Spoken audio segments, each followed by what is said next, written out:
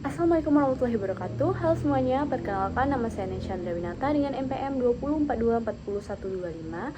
Saya berasal dari program studi PGSD dengan kelas 4E. Pada video kali ini saya akan membahas tentang perubahan kurikulum di Indonesia, mulai dari kurikulum 1947 sampai dengan kurikulum nasional yang digunakan saat ini.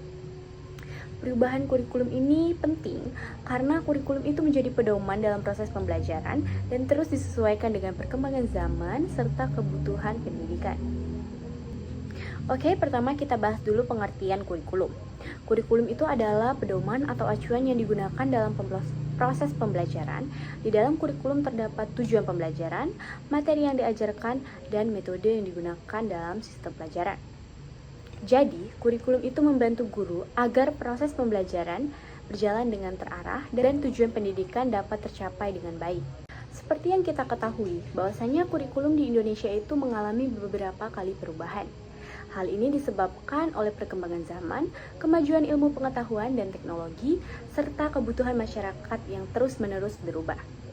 Selain itu, perubahan kurikulum juga bertujuan untuk meningkatkan kualitas pendidikan agar siswa memiliki kemampuan yang sesuai dengan tuntunan zaman.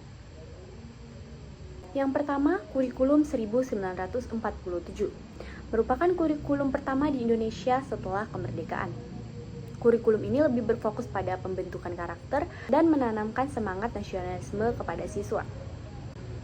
Pada kurikulum ini, guru berperan sangat dominan, sedangkan siswa masih pasif dan lebih banyak mendengarkan penjelasan dari guru. Selanjutnya adalah kurikulum 1968. Kurikulum ini bertujuan membentuk manusia yang memiliki jiwa Pancasila. Pembelajaran fokus pada kemampuan dasar seperti membaca, menulis, dan berhitung. Nah, pada kurikulum ini, guru masih menjadi pusat pembelajaran. Selanjutnya kita akan membahas kurikulum 1975. Kurikulum 1975 ini mulai menggunakan sistem pembelajaran yang lebih tercerna. Guru harus membuat tujuan pembelajaran secara jelas agar pembelajaran lebih terarah. Tujuannya adalah meningkatkan efektivitas pembelajaran. Selanjutnya kita masuk ke kurikulum 1984. Kurikulum 1984 ini mulai menerapkan pendekatan cara belajar siswa aktif atau CBSA. Pada kurikulum ini, siswa mulai lebih aktif dalam pembelajaran seperti berdiskusi dan bertanya. Guru berperan sebagai pembimbing dan fasilitator di sana. Selanjutnya kita akan membahas kurikulum 1994. Nah, kurikulum 1994 ini memiliki materi pembelajaran yang cukup padat. Hal ini menyebabkan beban belajar siswa menjadi lebih berat dan pembelajaran masih berfokus pada penguasaan materi.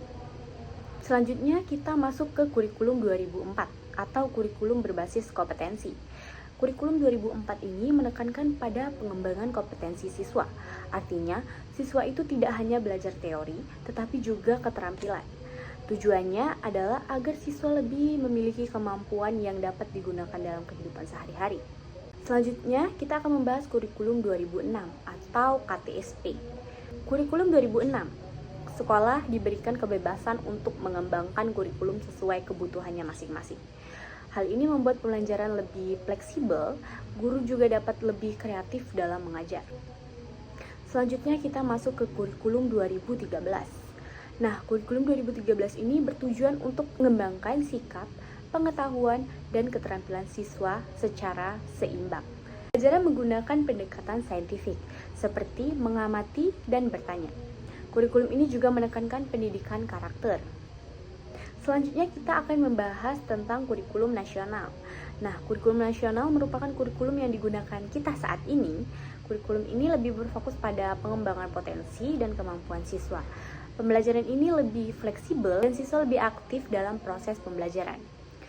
Selanjutnya kita akan melihat perbedaan antara kurikulum lama dan kurikulum nasional. Kurikulum 1947 hingga nasional memiliki beberapa perbedaan, yaitu fokus pembelajaran. Kurikulum lama fokus pada hafalan materi, kurikulum nasional fokus pada pemahaman, keterampilan, dan karakter siswa. Lalu pada peran guru dan siswa. Kurikulum lama guru lebih aktif, siswa lebih banyak mendengar, sedangkan kurikulum nasional siswa lebih aktif, guru sebagai pembimbing. Ada juga cara belajar. Kurikulum lama lebih kaku, sedangkan kurikulum nasional lebih fleksibel dan menyesuaikan kebutuhan siswa.